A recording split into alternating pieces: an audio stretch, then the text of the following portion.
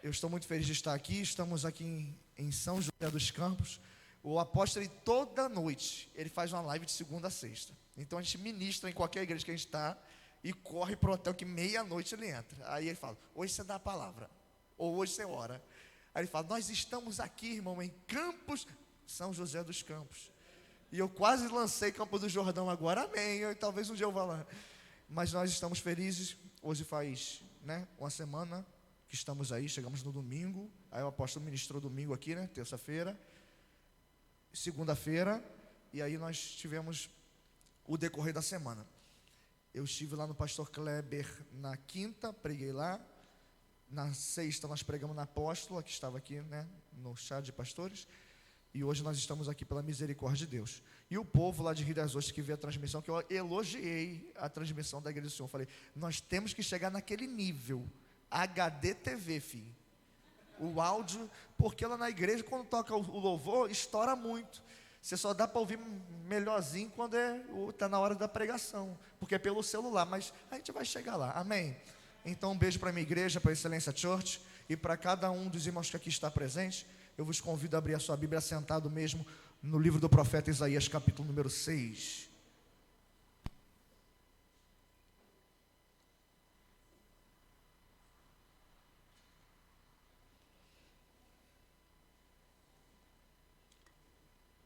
Isaías, capítulo número 6.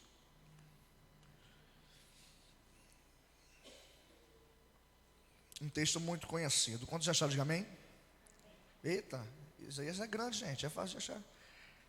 Isaías, capítulo número 6, quem achou, diga amém. Pelo celular também vale, pode falar amém. Eu uso o celular lá também às vezes. No ano em que faleceu o rei Uzias, eu vi o Eterno sentado sobre um alto e sublime trono. A aba do seu manto preenchia todo o templo. Em torno dele posicionavam-se serafins. Cada um deles tinha 6 asas, com 2 cobriam o rosto, com 2 cobriam os pés, com 2 voavam. E ao mesmo tempo clamavam uns aos outros, dizendo: Santo, Santo é o Senhor dos exércitos. Eis que toda a terra está plena da glória do Senhor. Ao som das suas vozes, os batentes das portas tremeram, e o templo ficou repleto de fumaça.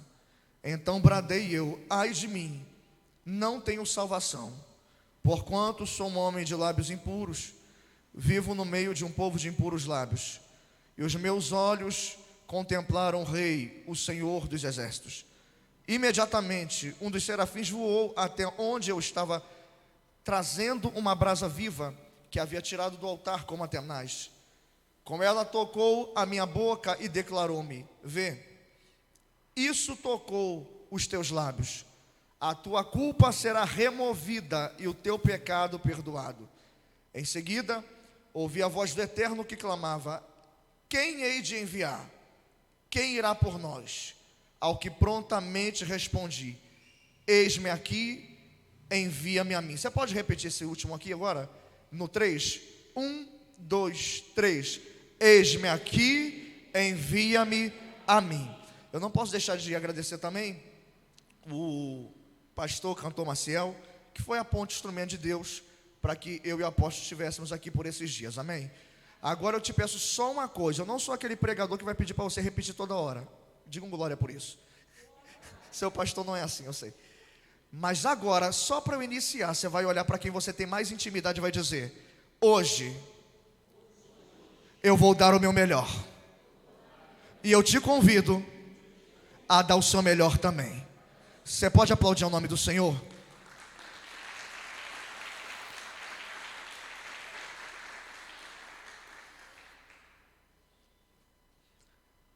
Profeta Isaías, um dos 4 profetas maiores na nossa concepção de protestante.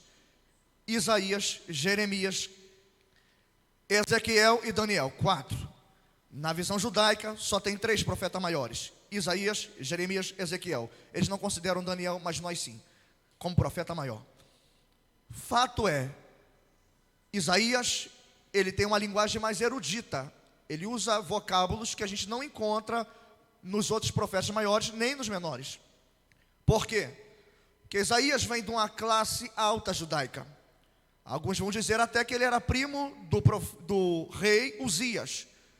Alguns dizem, segundo a Bíblia NVI, ele era conselheiro do reino para assuntos internacionais. Então nós estamos falando de um homem que ele tinha portas abertas ao trono, portas abertas ao palácio. Um homem que circulava em seu ofício, no seu dia a dia, entre a mais alta classe do povo de Israel.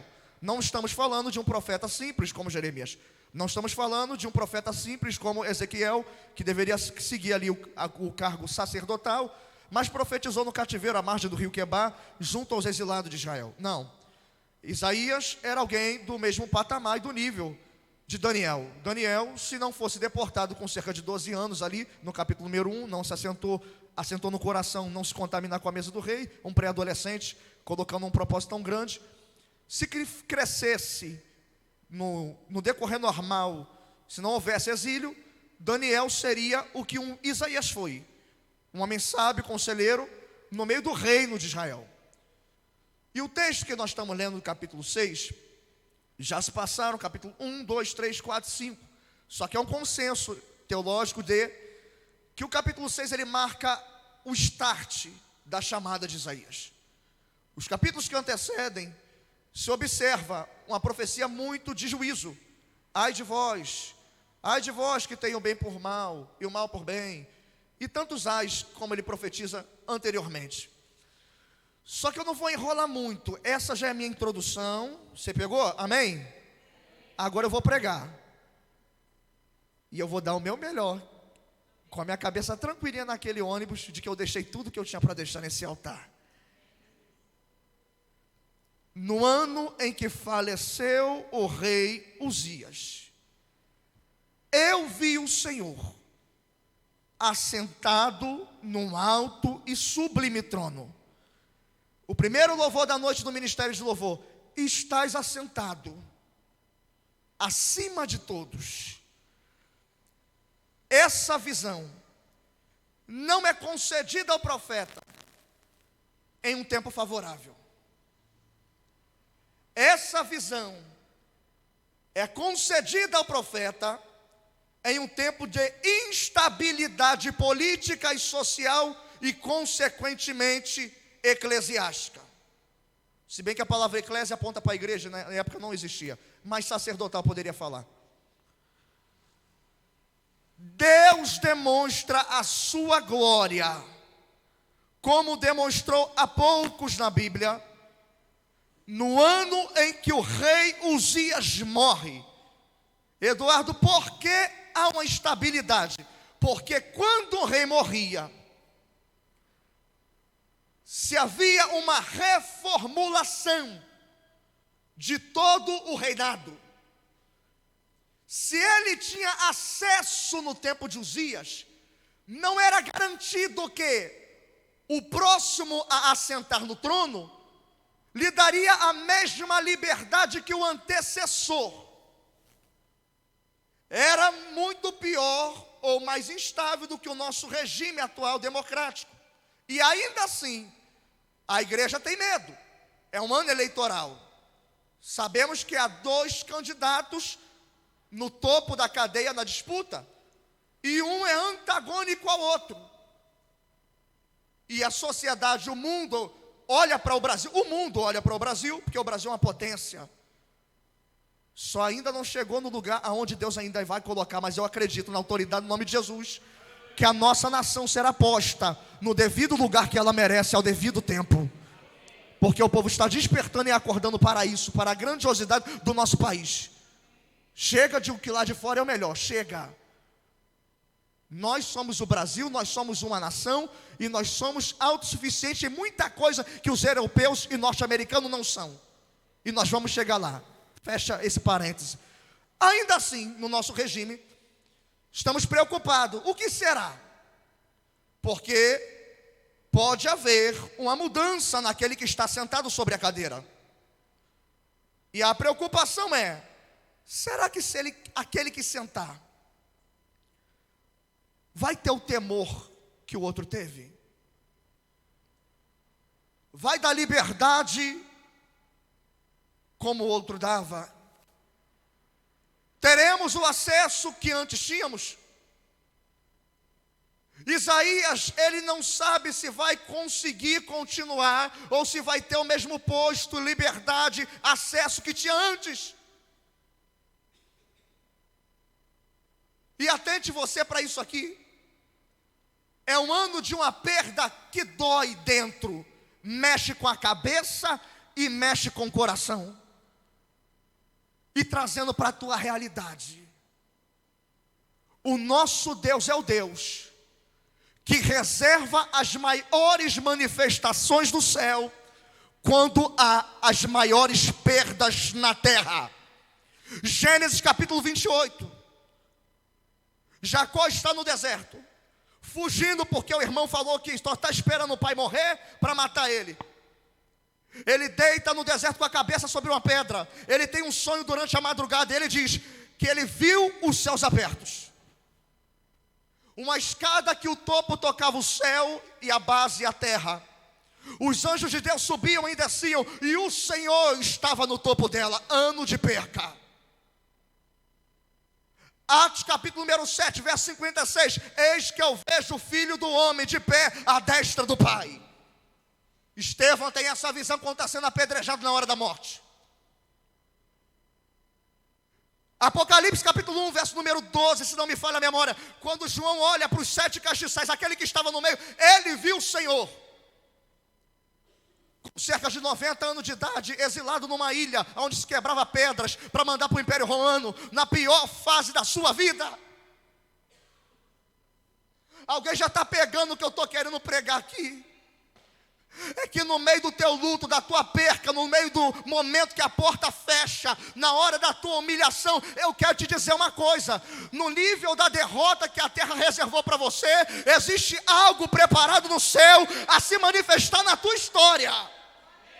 Deus não levanta ninguém em tempo de bonança. O chamado de ninguém fica explícito no dia que ganhou na Mega Sena. É hoje que Deus me chama de profeta. Não. O propósito de Deus é geralmente manifestado no dia. Passa no RH e pega a tua carteira, e boa sorte, está disponível ao mercado de trabalho.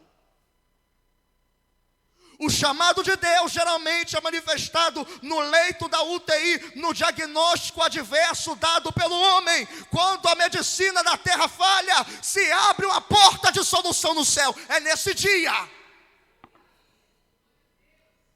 E é justamente nesse momento, eu vi o Senhor assentado num alto e sublime trono. É o céu dando uma palavra de confiança a quem tem medo na terra. É Deus querendo explicar para Isaías um negócio. A cadeira aí de baixo está em constante mudança, mas aqui de cima passa céu, terra, impérios e reinos, mas aquele que está sentado dura de eternidade em eternidade. Isaías, não me importa quem vai sentar aí, o que importa é que eu aqui em cima continuo sendo o mesmo ontem, hoje e sempre há de ser. Isso traz uma segurança, isso preenche a alma do profeta, por saber que a soberania não está numa caneta na mão de um homem, não está no cetro, numa mão humana, porque esse já tem uma vida com prazo de validade, mas está na mão de Deus. Há uma confiança gerada. E o que ele diz é que a aba do seu manto preenchia todo o tempo. Quando João viu, ele também disse que a orla da veste enchia a casa. É o símbolo da realeza de Deus. E o verso 2 diz: em torno dele posicionavam-se serafins. Posicionavam-se o quê? Ai, tem muita gente, pouco barulho. Em torno dele posicionavam-se serafins.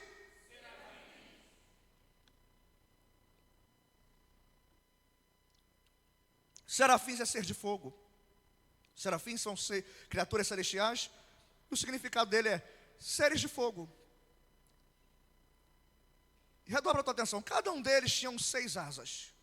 Uma criatura angelical munida de 6 asas. E o propósito da asa é voar. A asa é para voar. Só que pega isso aqui. Cada um deles tinha 6 asas. mas com duas cobriam o rosto. Com duas cobriam os pés. E com duas voavam. Aí Deus ministrou meu coração. Eles estão servindo diante do trono. Eles estão na maior proximidade com o trono de Deus. As asas foram feitas para que voassem. E se eles têm 6 asas para voar, voar com duas significa que farão mais esforço. E aí Deus ministrou ao meu coração. Não é fácil, nem para quem está aqui em cima, manter proximidade comigo. Você não pegou isso aqui? Deus está dizendo, nem na terra e nem no céu é fácil estar próximo da minha presença, porque está próximo de mim e tem intimidade comigo, vai implicar ao ser que vem mais esforço para se manter. Eduardo, mas por que usa 2 asas para voar? E não usa 6? Com 2 ele tampa o rosto, mostrando que é indigno de contemplar a soberania daquele que está no trono.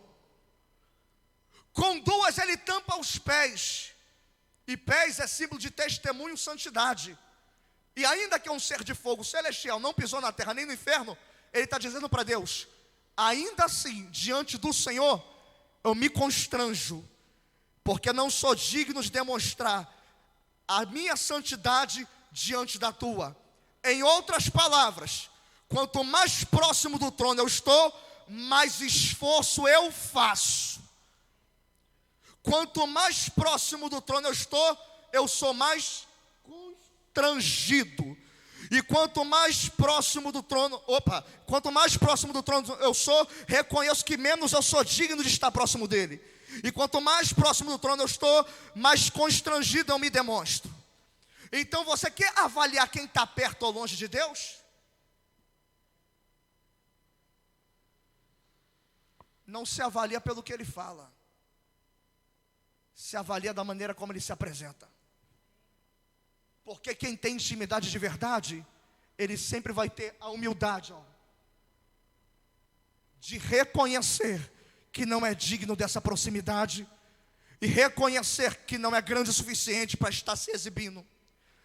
Quanto mais próximo do trono, mais humilde e quebrantado. Quanto mais próximo do trono, mais humilde e quebrantado, mais humilde e constrangido. E quanto mais longe do trono, mais soberbo e exibido. Então não tem uma paridade, nem um encaixe, pastor Alexandre, alguém vir com soberba, alguém se portar de qualquer maneira e dizer que tem acesso próximo a ele. Não, meu filho, para chegar próximo dele vai implicar esforço do que está vindo, e vai implicar ser constrangido e humilde.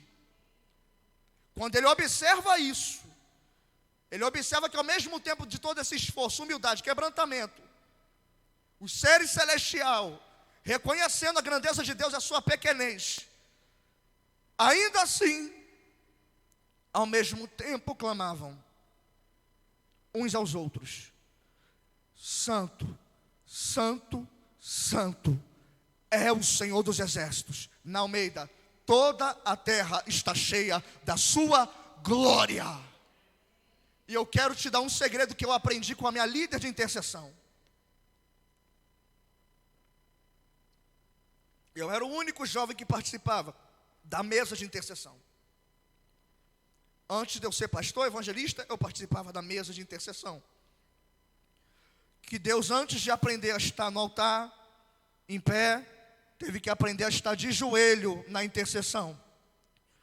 Temos uma grave crise no nosso tempo. Homens que estão de pé em uma tribuna dessa, mas que nunca aprenderam a estar de joelho diante de Deus. Por isso eles recorrem a toda a prática humana, de PNL, de coach, de tudo. Porque eles precisam realmente da técnica da terra, porque nunca receberam a habilitação do céu.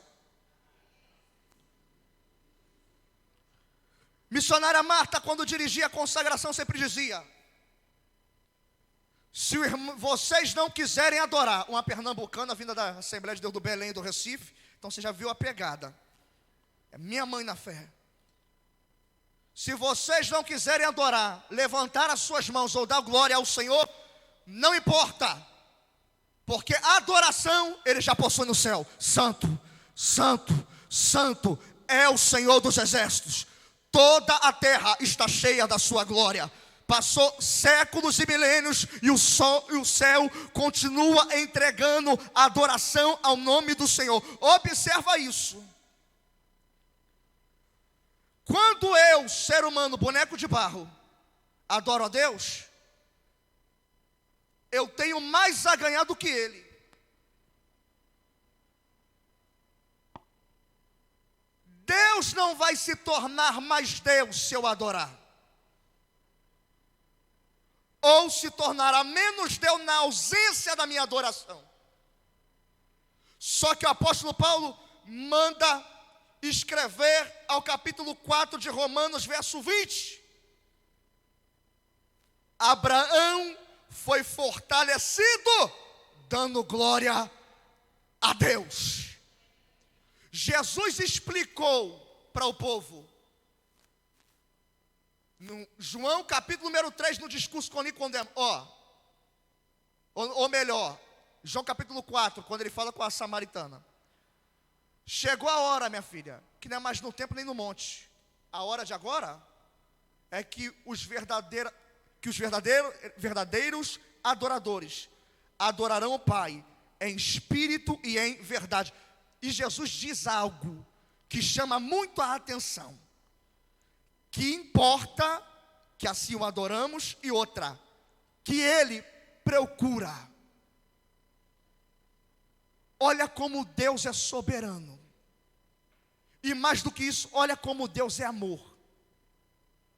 Deus procura na terra, em vozes desafinadas como a minha, mas não pelo que sai do timbre da minha garganta, mas pela essência que eu exalo do coração. Ele não precisa, isso não enche o ego de Deus, porque Ele não é boneco de barro. Deus é Deus, Deus é gente.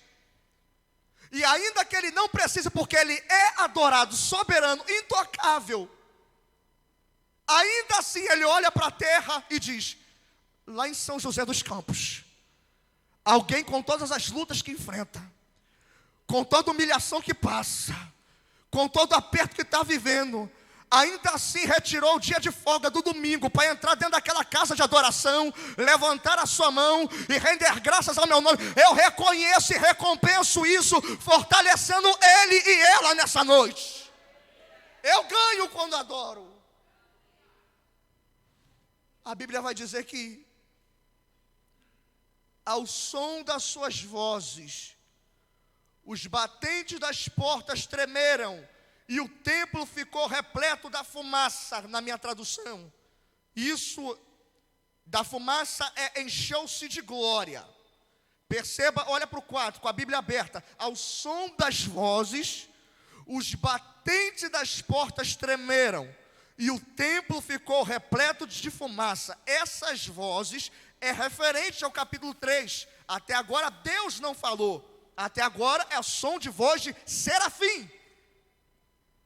Perceba que ao som da adoração, o lugar se movimentou e encheu-se de glória.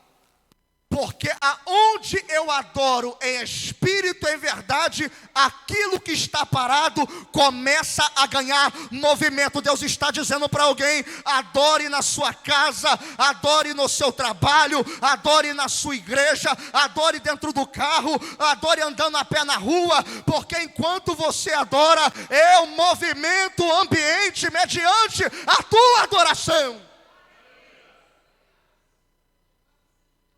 Nós provocamos a mudança do ambiente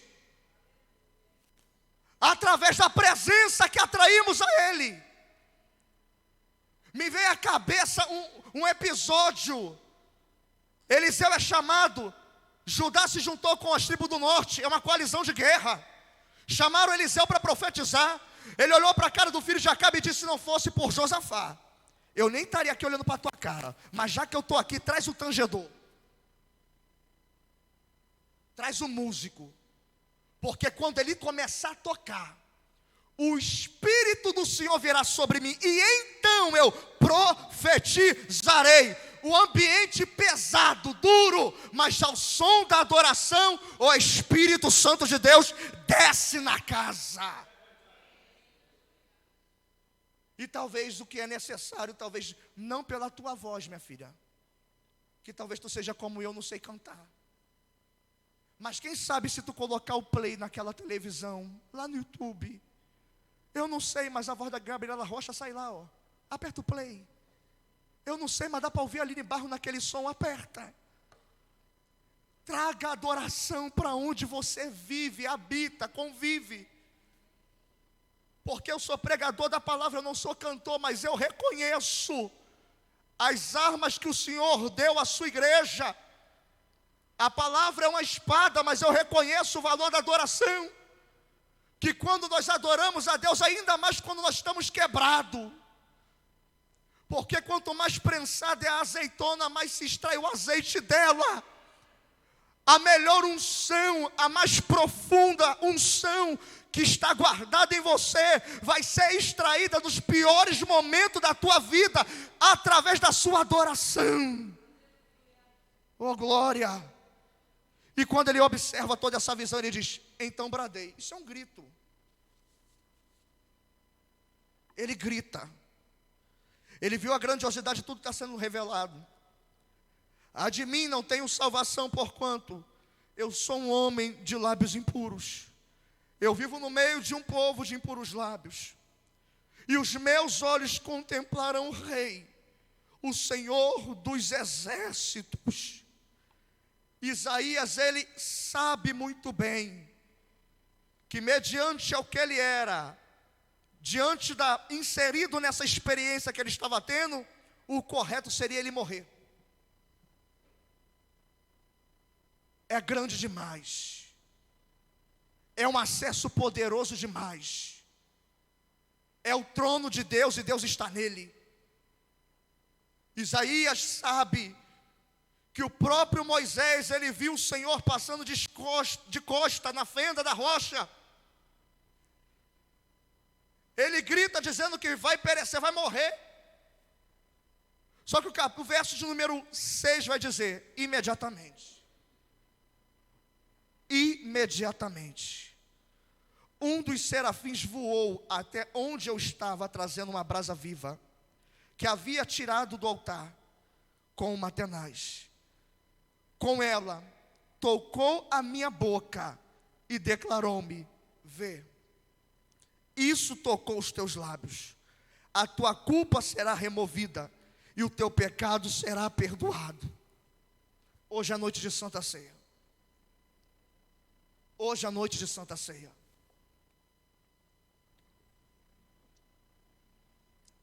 E nós acostumamos ler muito na Santa Ceia o texto de Paulo aos Coríntios. E eu ministro a Santa Ceia na minha igreja utilizando muito esse texto. E no decorrer do texto, Paulo vai dizer, examine-se, pois, o homem a si mesmo. Pois aquele que come e bebe indignamente, ele será culpado. Então, quando eu era menor, eu aprendi. E se está correto ou não, eu não sou o juiz, mas eu aprendi. Até aquele temor, pastor Alexandre, porque essa semana tem Santa Ceia. Quando já chegava na sexta-feira, você tinha cuidado até do que você pensava, porque domingo é dia de ceia. E vai que Deus levanta o vaso no meio da igreja para profetizar, e tinha muito disso. E vai que Deus levanta alguém lá para falar que eu estou errado ou isso ou aquilo. Mas olhando para esse capítulo veterotestamentário, Velho Testamento, Jesus nem tinha vindo, e Isaías foi marcado por profetizar acerca da vinda de Jesus. Eu quero dizer algo à igreja de Cristo. Talvez você seja um Isaías nessa noite. Talvez o que Deus derrama sobre este altar. Talvez a glória manifestada nos louvores. Talvez a autoridade que Deus se apresenta sobre uma palavra. Você olha para a sua vida e vê o que Deus se manifesta aqui. Você diz, não está certo, não sou digno. A minha vida é antagônica ao manifestar de Deus no altar da sua casa. E com todo respeito, você está certo. Nem eu deveria estar aqui em cima. Se observarmos o livro de Salmos, tem um salmo que diz, até os céus são impuros diante dos seus olhos. Nós estamos aqui não por merecimento. O que acontece com Isaías é um lapso, é um símbolo de uma graça que se manifestou perpetuamente sobre a minha e sobre a sua vida. E só se alegra com esta graça aqueles que se reconhecem dependentes dela. Os soberbos nunca dão valor à graça, porque eles se acham superiores ou não atentam para a importância que ela traz para a igreja ou para a sua própria vida. Mas uma coisa eu quero dizer, mediante a barreira, ai de mim, não tenho salvação. O Senhor está dizendo, pega uma brasa, desce agora e toca nele. Toca nela. E eu creio no Deus que trabalha por palavra, mas também creio no Deus que trabalha pelo toque. Isaías agora ele vai receber do céu o quê? O toque da sua brasa. E quando a brasa toca, perceba, o anjo serafim, ele não pega com a mão, ele pega com uma tenaz. Uma tenaz, um pedaço de ferro, não é, pastor? Não sei, algo do gênero assim, que pega. É isso? Tipo um alicate, tipo algo que você vai e pega. E perceba que isso aqui mexe com a nossa cabeça. Por quê?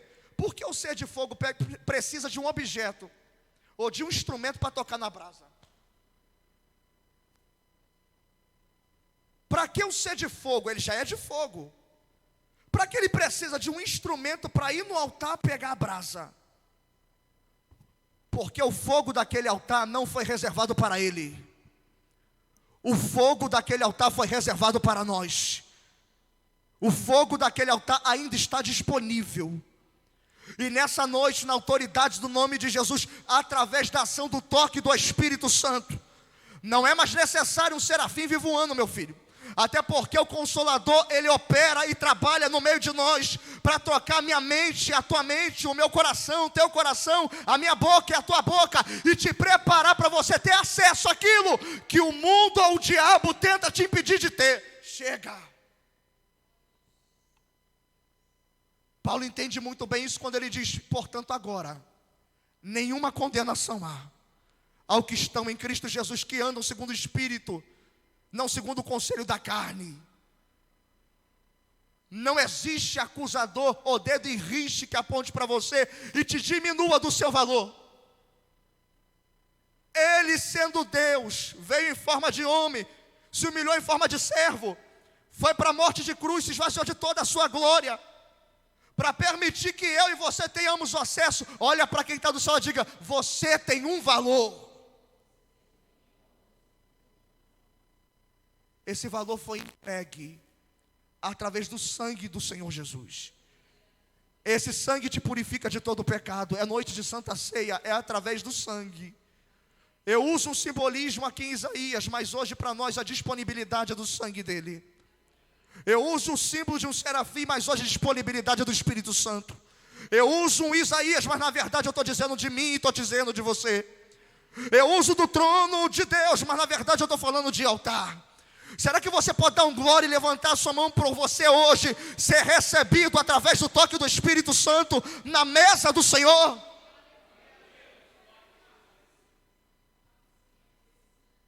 Em seguida ouvi a voz do Eterno que chamava: quem hei de enviar? Quem irá por nós? Perceba que Deus só fala posteriormente Isaías ser tocado. Porque o toque que ele recebeu lhe habilita a permanecer e a ouvir a voz do Todo-Poderoso. E quando ele fala, quem hei de enviar? Quem irá por nós? Prontamente eu respondi: eis-me aqui, envia-me a mim. Olha a mudança de comportamento do verso número 8 e do verso de número 5. Antes do toque, vou morrer, ai de mim. Depois que é tocado, eis-me aqui, envia-me a mim. Por quê? O fogo do Espírito te habilita, te capacita, te municia de armas e ferramentas que antes você se enxergava como indigno de fazer, indigno de falar, indigno de tocar, indigno de cantar, indigno de estar aqui cultuando a Deus. Mas depois que Ele te toca, há um agir que está escrito no Novo Testamento. Ele nos deu o espírito de ousadia. Eu costumo pregar e dizer duas coisas: Deus trabalha com branco, negro, rico, pobre, o magrinho, o gordinho. Deus trabalha com todo mundo. Deus só não trabalha com dois tipos de pessoa. Quem? O medroso e o soberbo. O medroso, Deus diz: volta. E ao soberbo, Deus abate, mas dá graça aos humildes. Se lembra com Gideão? Precisa nem selecionar, meu filho. A primeira coisa, pergunta quem tem medo. Se tiver medo, volta. Os demais, o processo seletivo vai peneirar. Mas de primeira, tem medo, volta. Mas quando nós somos munidos do Espírito Santo. Eu gosto no livro de Juízes, quando a expressão usada ali, não se repete na Bíblia. Aquela expressão, quando o Espírito vinha sobre Sansão, a Bíblia diz: e o Espírito do Senhor se apossou possantemente sobre ele. Possantemente. Eu gosto muito dessa expressão, porque Deus, Ele tem essa capacidade de fazer o tímido virar pregador.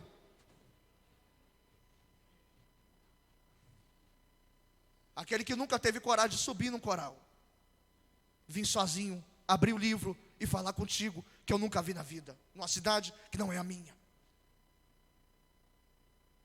As minhas mãos suavam quando eu era menor. Dava bolinhas nos meus dedos das mãos e dos pés. A minha mãe e meu pai já sabiam que se eu ficasse com o dedo sobrepondo o polegar do dedo assim, ó, com o dedo do pé, era porque eu estava nervoso, com timidez. Mas eu tenho uma palavra para te dizer: o Espírito do Senhor veio sobre mim. Fica de pé em nome de Jesus. Eu quero levantar uma oração antes de entregar ao pastor.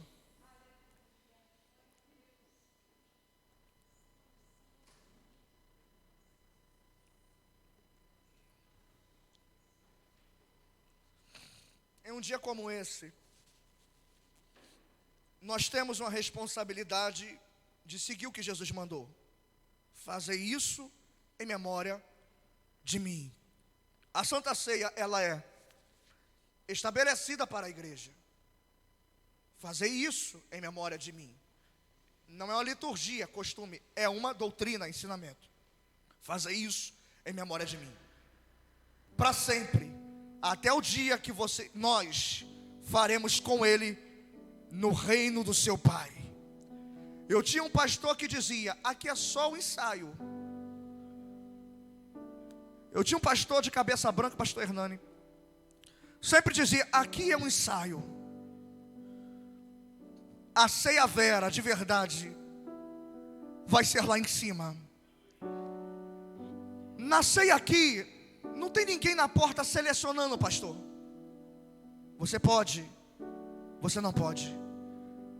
Mas na ceia de cima, só entra aquele que ele dizer: vinde a mim, bendito de meu Pai, e entra nas moradas eternas. Mas para passar nessa seleção, nós não podemos perder o ensaio. E é isso que nos faz comungar do corpo de Cristo. Eu creio no poder renovador da Santa Ceia do Senhor. Eu creio no poder revigorante da Santa Ceia do Senhor. Se somos igreja, Ele é o cabeça, somos membros, temos que estar ligados. Eu falei uma vez isso na igreja. Aquele que crê e for batizado será salvo. Ceia do corpo, quem é membro. E eu não boto a minha mão no fogo, falei na minha igreja, por aquele que não comunga da Santa Ceia do Senhor. Podemos perder e perderemos pelos cuidados da vida, uma viagem, enfermidade, alguma coisa. Mas se manter longe da mesa é se manter afastado do corpo. E só sobe no grande dia quem está inserido nele.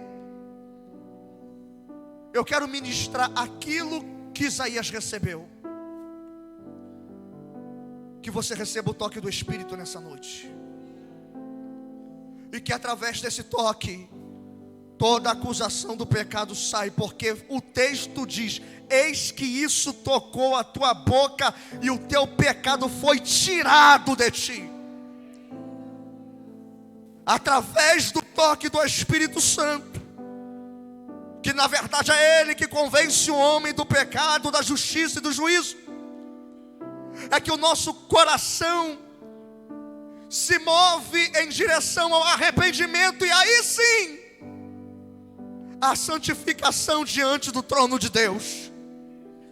Não por uma palavra lançada, mas por uma ação observada pelos olhos do Senhor. Agora ele está arrependido e eu aceito e lhe concedo o perdão. A nossa vida terrena, ela é dotada de muitos problemas, gente. E eu gostaria que tu fechasse os teus olhos agora, porque é Deus palestrando contigo. Nós falamos coisas que depois pensamos e não deveríamos ter falado. Fazemos coisas que depois pensamos e não deveríamos ter feito. Porque percebo que na vida problema é algo que foge do nosso controle. Problemas não chegam só porque nós arrumamos. E nós temos que ser sinceros. A gente coloca a mão onde não é para colocar e se envolve em coisas que não é para se envolver. Nós arrumamos muitas vezes problema para a nossa vida. Mas além disso, problemas estão fora da nossa esfera de controle. Ainda que você seja todo organizado, problemas virão por causa de terceiros. E quando eles chegam, eles te impulsionam a lugares que você gostaria de não ter ido, e fazer coisas que você gostaria de não ter feito. Mas Deus, na sua soberana misericórdia, Ele conhece a sinceridade que há no teu coração. Que nessa oração o Senhor te conduza ao mover que Ele faz em poucos versos, do ai de mim ao eis-me aqui. Essa igreja, ela necessita que você diga: eis-me aqui. Não há pastor nessa terra que não precise de mais gente dizendo: eis-me aqui. A obra de Deus, ela precisa ser servida como segundo a necessidade de Deus, e não servida segundo o meu querer. Porque aquele que serve como quer, ele não serve a obra, ele serve a si mesmo. Eu sou pastor de igreja, mas servi esses dias ao apóstolo como um diácono. Água na mão, tiro o terno, eu pego. Acaba o culto, eu seguro a sua Bíblia. Por quê? Porque era a necessidade da obra de Deus. Aprenda a identificar as necessidades da obra do Senhor. No corpo de Cristo, aqui, quem participa dessa mesa, não há o maior nem há o menor. Todos são filhos na mesa do Pai. E eu quero te dizer, não é porque eu estou com esse microfone pregando nessa Santa Ceia que eu sou melhor do que aquele que varreu o chão dessa igreja. daquele que limpou o banheiro para que quando você viesse esse culto tivesse limpo. Na obra do Senhor nem um copo d'água passa em branco, mas Ele dá o seu devido galardão.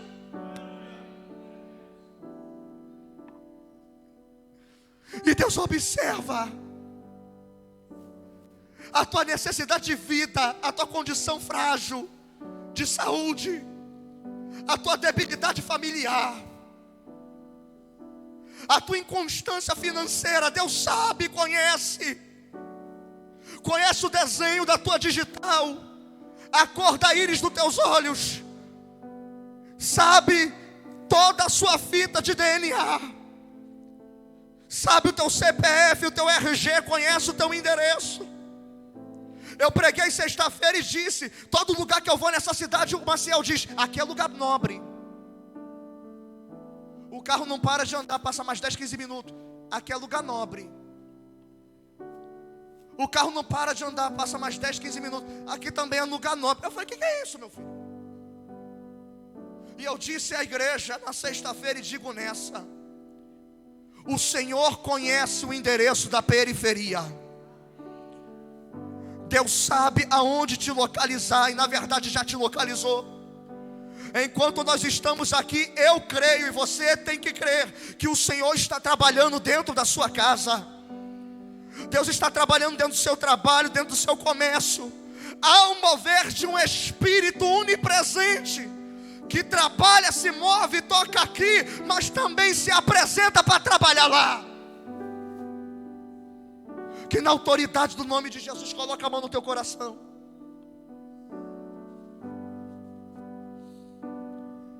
Meu Deus e meu Pai, aí está a tua palavra pregada. Era a porção que o Senhor tinha reservado para essa noite. E nós te agradecemos pela tua inerrante palavra, e que ela promova fruto que apraz ao teu coração, em cada coração e mente. Na autoridade do teu nome, Senhor, eu preguei um texto, que um homem recebeu uma experiência que não merecia, mas que na verdade o céu permitiu que ele tivesse. Como nós aqui nessa noite não merecemos, mas o Senhor nos permite estar aqui diante da tua presença, diante do teu altar. Senhor, se há algum de nós no nosso meio se sente constrangido por alguma situação, a não querer, meu Deus, levar a sua mão a esse pão, a esse cálice, meu Deus, através do toque do teu Espírito agora, purifica essa mente, esse coração, purifica essas mãos, purifica esses lábios. Quem é que pode apontar e dizer qual é o período certo de uma purificação? Se eu olhar para o texto, o período certo de uma purificação é o tempo que demora de um serafim voar e tocar na boca de um homem. E o que dizer se o teu espírito não precisa nem voar, porque ele já está na casa? Qual é o tempo que demora para o teu espírito tocar lá na divisão da alma e do espírito, entre juntas e medula? Qual é o tempo? Qual é o tempo que o teu espírito demora para transformar esse coração, para quebrar o coração de pedra e criar o coração de carne? Qual é o tempo, Senhor? É necessário muito tempo para o Senhor? Eu creio que não. Eu creio que durante esta oração é tempo mais do que suficiente de o Senhor tirar o constrangimento do pecado, o medo, e colocar um espírito de ousadia, acrescentar a fé e dar força a essa pessoa que está nessa igreja, para que ele possa se apresentar entrando confiadamente, ousadamente, pelo novo e vivo caminho que é o Senhor. Na autoridade do teu nome, Senhor, receba o conserto da tua igreja, receba o pedido de perdão da tua noiva. Este é o ano aceitável do Senhor.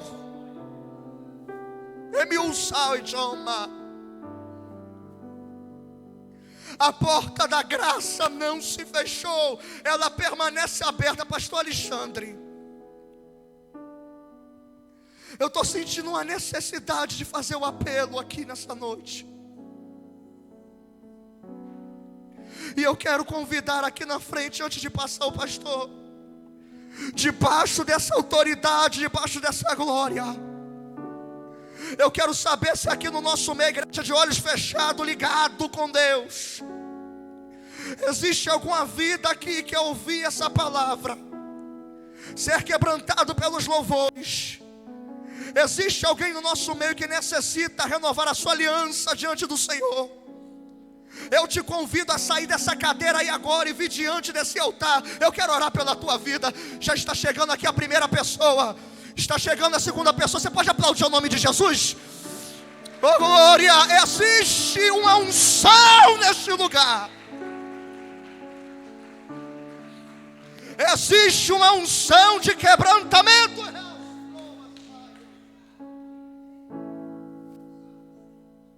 Deus desceu sobre esta casa, está abraçando corações solitários e dizendo: eu ainda sou o teu pai, vem ao meu altar, eu quero te abraçar.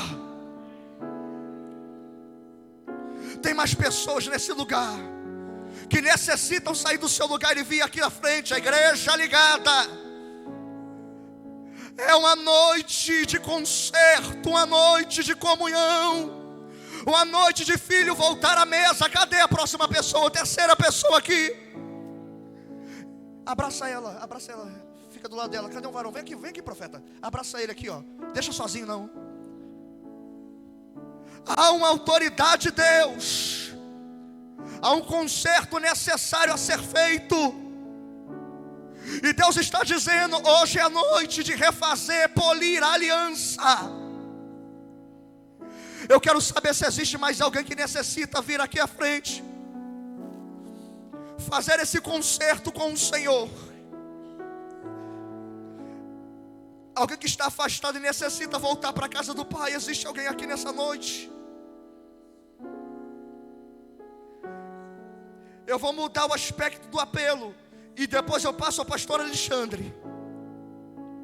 Agora eu quero chamar aqui na frente você que é crente, mas necessita renovar a tua ligação diante de Deus, necessita de uma porção de graça nova.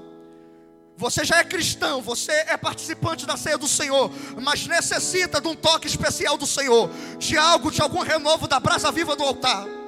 Eu te convido a você vir aqui na frente também. Você que necessita de um toque do Senhor, precisa de um renovo de Deus, antes de comungarmos dessa santa ceia, já veio aqui. Você precisa de um renovo do Senhor. Isaías já era profeta, profetizou capítulo 1, 2, 3, 4, 5. Mas recebeu um toque especial no capítulo 6. Eu preciso passar para o pastor Alexandre, porque a minha hora já foi. 19h50, vem reverendo, vem orar em nome de Jesus, vem.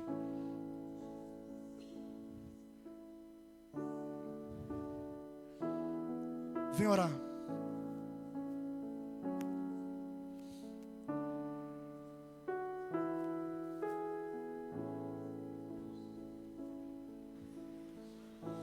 Estenda a tua mão para cá. Pai querido, nós ouvimos uma palavra linda do Senhor ministrada nos nossos corações nessa noite. Uma palavra vinda do trono do Senhor para nossas vidas, ó Pai. Como é gostoso saber que o Senhor é Deus que nos ama, ó Deus, e vem com a brasa viva do altar sobre as nossas vidas. Nessa noite, ó Pai, para essas vidas que se chegaram aqui no altar, eu quero pedir o renovo do Senhor. Eu quero pedir que a Tua glória possa estar repousando sobre a vida deles. Toma a tua filha nas tuas mãos, abençoa, guarda, fortalece, ó Pai, a cada dia, em nome do Senhor Jesus. Pai, Tu conheces o teu filho, as suas lutas, ó Pai, e aquilo que tem atormentado o seu coração, em nome do Senhor Jesus. Renova, vem com teu fogo do alto, ó Pai. Toma o teu filho, ó Deus, em nome do Senhor. Que a cada dia ele esteja próximo do Senhor, vivendo o sobrenatural de Ti a cada manhã, ó Pai. Nós Te louvamos, ó Deus, quando entendemos, ó Pai, que o Senhor está inclinado, os Seus ouvidos estão inclinados sobre nós, para vivermos o especial, o sobrenatural do Senhor. Nós rendemos graças ao Senhor e Te louvamos, ó Pai, em nome do Senhor Jesus Cristo. Amém. Amém. Dê um abraço com ela, com ele, que você orou aí, em nome do Senhor Jesus.